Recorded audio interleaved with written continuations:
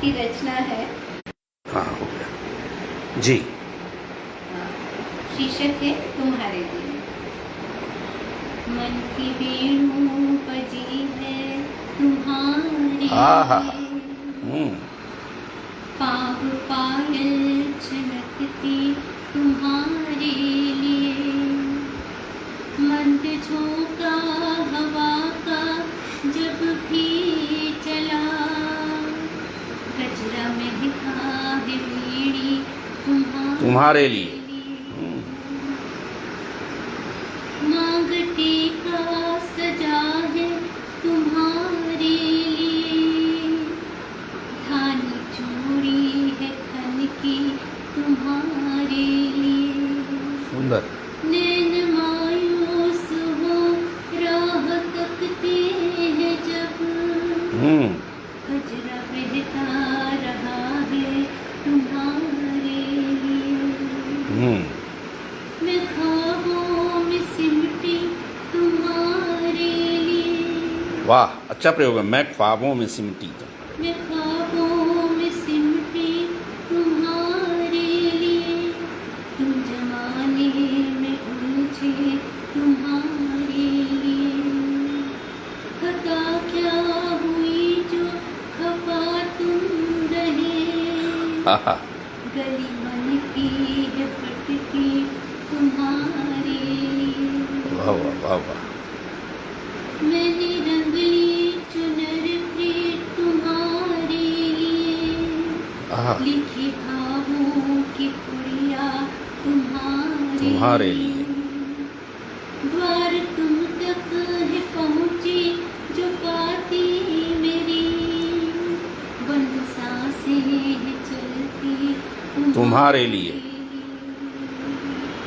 अंतिम स्वागत। नदियाँ बहती तुम्हारे लिए, साथ चलती रही मैं तुम्हारे वाह वाह वाह वाह। तुम सागर हो गहरे पता ये मगर, तुम सागर हो गहरे पता ये मगर, बन की धारा में उतरी। वाह वाह। बहुत सुंदर, बहुत सुंदर। जी जी, वाह वाह। नहीं, धन्यवाद तो ठीक है, लेकिन अभी तो थकी नहीं होंगी आप। इतनी छोटी सी रचना है, और पढ़ें जी। 2 रचनाएं और पढ़ दीजिए आप हमारे लिए।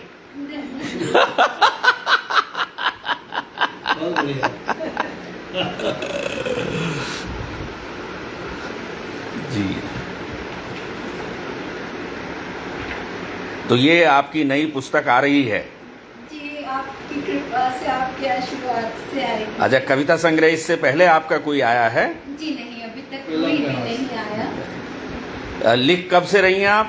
मैं लिख रही हूँ, मुझे याद नहीं है, लेकिन जब परिस्थितियाँ सामने होती थी, कुछ घटना ऐसी घटती थी जो मन को द्रवित कर जाती थी, तब मैं उसी समय लिख देती थी। नहीं, मुझे याद है जब कभी हम हिंदी महाविद्यालय आते थे, कोई कार्यक्रम होता था, आप संचालन भी करती थी, आप कविता भी सुनाती थी। हाँ, तो मैं तो समझता था कि आपकी कोई पुस्तक आ चुकी होगी। नहीं, तो प्रकाशन में आपने रुचि नहीं ली?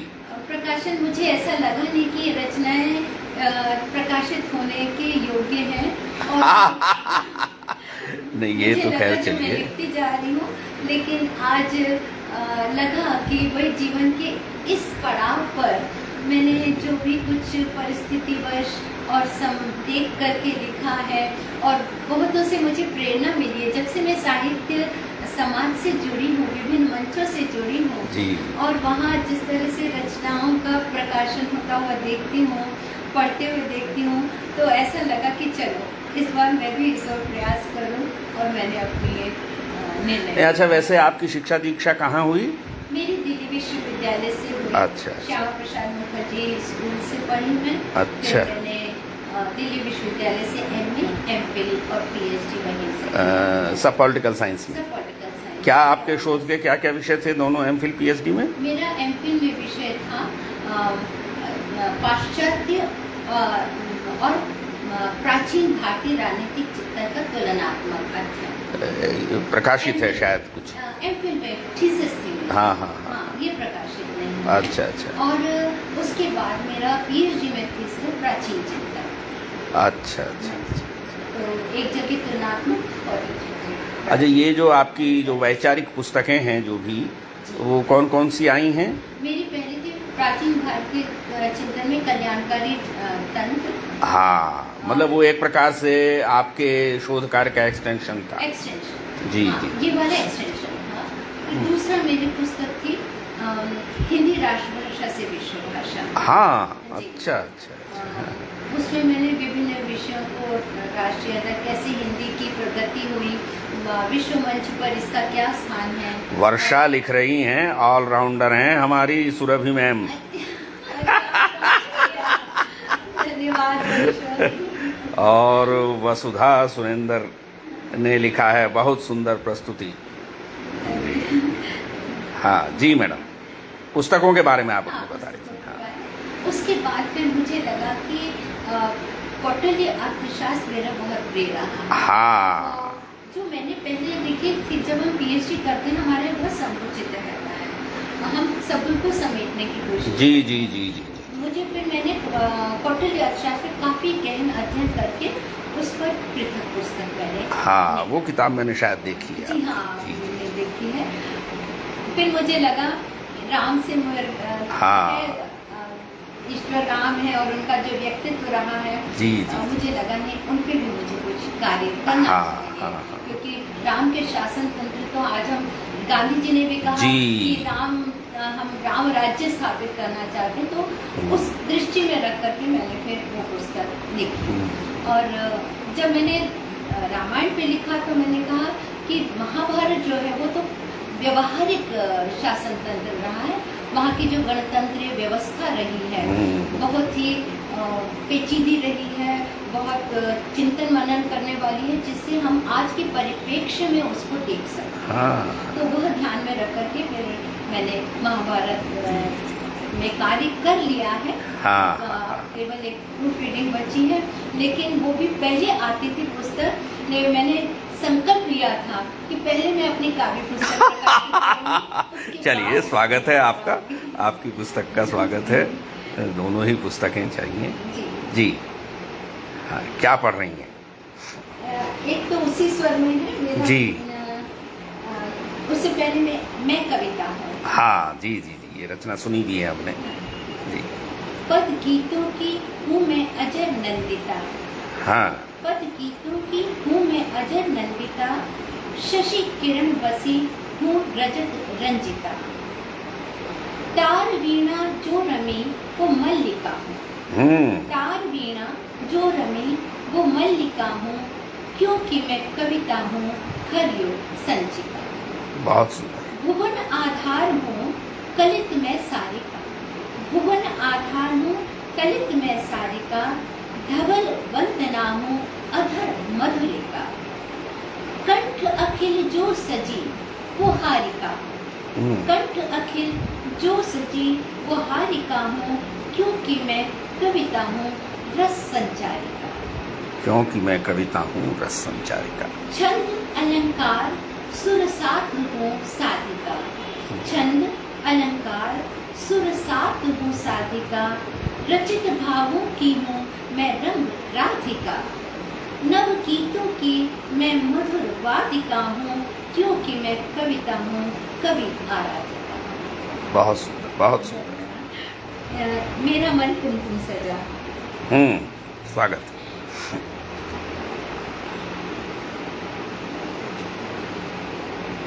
ये संध्या जब सूर्य अस्त होता है मुझे वो बहुत प्रिय है। अरे और जब मैं ऐसी सांझ में, हाँ, एक वाक्य मिला मुझे, देखिए अभी वर्षा शर्मा ने लिखा है, मैम गद्य में बात करती हैं तो भी मुझे पद्य का अनुभव होता है। ये भी यही कहती हैं कि जैसे एक खास तरह का म्यूजिक है आपके वार्तालाप में भी जो है। जी, तो स्वागत है। मैं ऐसी संध्या के समय ठहरी हुई थी। हाँ। ये तब मैंने रचना। हाँ, आप फेसबुक पे भी काफ़ी चित्र वगैरह उस तरह के हाँ, फोटोज हाँ, डालती हैं कई बार संध्या के। जी जी जी। कागज सा कोरा ये है मेरा मन, लहरों सा भीगा ये है मेरा मन, मैं शब्दों की कश्ती में चुप हूँ मगर। शब्दों की कश्ती, वाह। मैं शब्दों की कश्ती में चुप हूँ मगर, एक बवंडर भी रखता ये है मेरा मन। आपकी एक और छात्रा जुड़ी हुई है और वो जुड़ी है नालंदा से, सुषमा। सुषमा। हाँ उससे फोन पे बात होती रहती है हाँ सुषमा से। जी प्रतिभावान है और हाँ अच्छा कर बिल्कुल। रही है। और अभी वो राजगीर पर उसने लिखा था, बड़ा अच्छा छोटा लिखा उसने, थोड़ा विस्तार से लिखना लेकिन, चाहिए उसे। देखिए अपनी मेहनत पे अपनी प्रतिभा को बिल्कुल कहाँ से बिल्कुल। कहाँ स्थान जी पा जी जी लिया। बिल्कुल। पूजा की थाली में कुमकुम सजा, माथे पे देवी के कुमकुम सजा, साँझ रोशन हुई ढलता सूरज मगर, बिखरा गगन पे है कुमकुम सजा, फूल जैसी नजाकत तो मुझ में भी है, आहा, फूल जैसी नजाकत तो मुझ में भी है, हवा की चपलता तो मुझ में भी है, बाहों में खुशबू है बिखरी मगर, सौरभ महकता तो मुझ में भी है। सुहास जी भी आ गए हैं।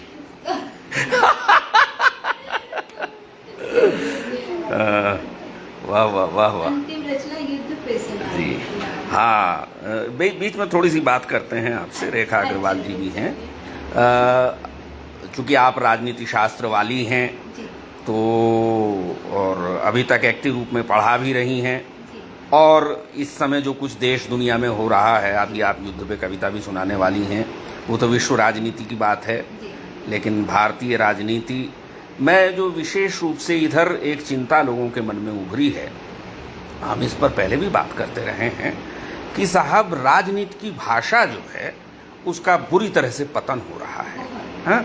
और अभी जो ये आंदोलन में हमने अपनी नई पीढ़ी की भाषा देखी है, जिसे लेकर के बड़ी चिंता, यानी एक वो तो राजनीतिक भाषा, यहाँ तो हमें सामाजिक भाषा भी जो है अपनी वो बिगड़ती हुई दिखाई दे रही है। एक राजनीति शास्त्री के अलावा एक माँ के रूप में, एक स्त्री के रूप में, एक नागरिक के रूप में आप इस चीज़ को कैसे देखती हैं? संपूर्ण आंदोलन में जो भाषा का प्रयोग हुआ है जी, एक माँ के रूप में,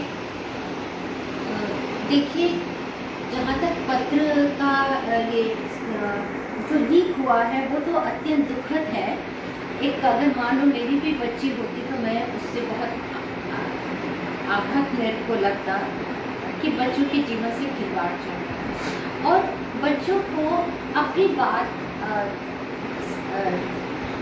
सरकार के समक्ष रखने का पूरा अधिकार है। एक दो बार चर्चा चली कि पत्र भेज के करना चाहिए, इस तरह से करना चाहिए। मैंने कहा अगर सरकार के कान खुले होते हाँ, तो ये आंदोलन की भाषा नहीं होती। सरकार ने आँख कान नाक सब बंद किए हुए, इसीलिए तो चीखने की जरूरत पड़ती है। तो जी, सरकार ने अब ऐसे में क्या हुआ कि जो वास्तव में पढ़ने वाले बच्चे हैं वो कहीं पीछे आंदोलन से छूट गए, और एक ऐसा जिनको हिप्पी टाइप का होगी, जो मैंने जिन्हें मैंने जिनके इंटरव्यूज में सुनी या जो अपनी बात कह रहे थे, वो एक पढ़ा लिखा जो नीट की परीक्षा देने वाला या नहीं हो, जरूरी है कि नीट की परीक्षा देने वाले ही आंदोलन करें, उनके समर्थन में हम भी जा सकते हैं, लेकिन गरिमा भय और सभ्य भाषा में हमको बात कहनी चाहिए, क्योंकि समाज जो है वो ये देखता है कि आप अपनी बात किस प्रकार से सरकार के समक्ष रख रहे हैं। और इससे माता पिता को भी लगता है कि हमारे बच्चे समाज में क्या प्रेजेंट कर रहे हैं, और अगर मेरे बच्चे उस तरह होते तो मैं शर्मिंदगी हो जाती मुझे कि हमारे बच्चे इस तरह की भाषा प्रयोग कर रहे हैं। तो हमें जिनके भी माता पिता देख रहे हैं उन्हें उसी समय अंकुश लगाना चाहिए अगर वो नियंत्रण में रहने वाले बच्चे हैं। क्योंकि हम जब कहते हैं कि समाज आईना है, आईना इतना धूमिल नहीं होना चाहिए कि वो छोटे बच्चे भी उस चीज को सुन रहे हैं आजकल, उनसे भी हाँ, असल चीज ये है कि हमारा पूरा परिवेश जो है विकृत जी जी जी हो जाता है। तो हमें उस ध्यान में रखना चाहिए। और ऐसे में मीडिया का भी बहुत दायित्व हो जाता है कि बार बार उन अनुचित चीजों को आप हाँ जी जी जी जी जी आप नई दूसरी आने वाली पीढ़ी को भी आप उस भाषा से परिचित करा लें जिससे वो परिचित नहीं है। तो एक जो मीडिया का भी दायित्व है, माता पिता का भी दायित्व है, और सरकार का तो सबसे बड़ा दायित्व है कि ये स्थिति आने ही नहीं देनी चाहिए थी कि बच्चे, और ऐसे में तो असामाजिक तत्व इकट्ठे हो ही जाते हैं क्योंकि सरकार को, ऑपोजिशन पार्टी को फिर इकट्ठी करनी ही है। और नहीं, हम असल इसे यानी राजनीति से हटके अगर सामाजिक दृष्टि से देखें तो ये बहुत ही चिंताजनक स्थिति है। क्यों दत्त साहब? बिल्कुल मैं सहमत हूँ, बिल्कुल। आपने क्या महसूस किया? घृणित महसूस किया मैंने। हाँ हाँ हाँ। ऐसा नहीं होना चाहिए था। वहाँ पर देखिए, सुषमा ने लिखा है, नई पीढ़ी के पास भाषिक अकाल की स्थिति इस आंदोलन में देखी गई। बिल्कुल बिल्कुल सही है। और कम उम्र के लड़के लड़कियां थे वहाँ पर, लेकिन कहीं से भी वो विद्यार्थी नजर नहीं आ रहे थे। दुख की बात ये है। और ये जो स्थिति उत्पन्न हुई, निश्चित रूप से सरकार की विफलता रही। सरकार कंट्रोल कर सकती थी, उन्होंने नहीं किया। एंटीसिपेट नहीं पहले से कि ये किधर जा रहा है ये आंदोलन।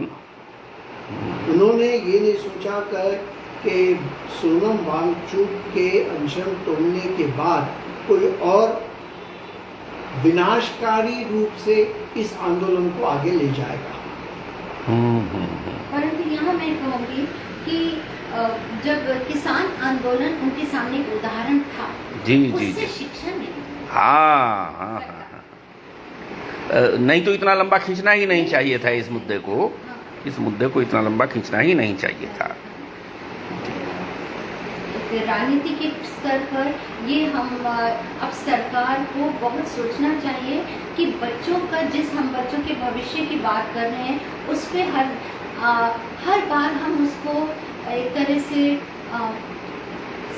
ये नहीं कर सकते कि भाई चलो इस बार हो गया, अगली बार हम ध्यान रखेंगे। ये अगली बार का विषय नहीं। और दूसरी चीज, जो पास्ट में हो चुका, चाहे कांग्रेस के समय में हुआ हो, किसी के भी समय में, उसका एग्जाम्पल हमें नहीं देना चाहिए। यही तो है कि हम जो हैं अतीत के सिर पे वर्तमान का बोझ लादना चाह रहे हैं, तो ये नहीं हो सकता। जी जी जी, क्यों लेकर के जो गलतियां हुई, अगर आप उसको सुधार करके अपना एक एग्जाम्पल दीजिए, देखिए हमने करके दिखाया। और पिछले दिनों सर इतनी बार घटनाएं घटी, उस पर भी इन्होंने ये कठोर निर्णय नहीं लिया, उसी का परिणाम आज है। और क्या नीतियां तो लागू होनी है, अब बहुमत से होनी चाहिए। जी, कविता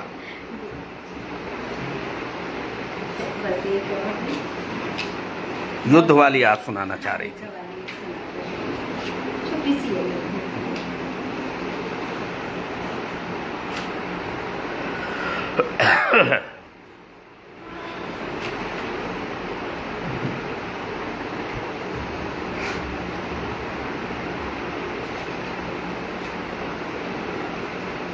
अरे भट्टर जी इज वाचिंग, हमारे वेणुगोपाल भट्टर जी। अच्छा। हाँ, चेन्नई से Devi Durai is watching. Suraj Kumari Goswami is watching. चलिए, जब भट्टर जी आ गए हैं तो एक रचना आप सुना ही दीजिए। आप भी सुनाइएगा। हाँ हाँ, आप पढ़िए, ठीक है, पढ़ेंगे। हर आज शांति, हाँ। छोटी सी है।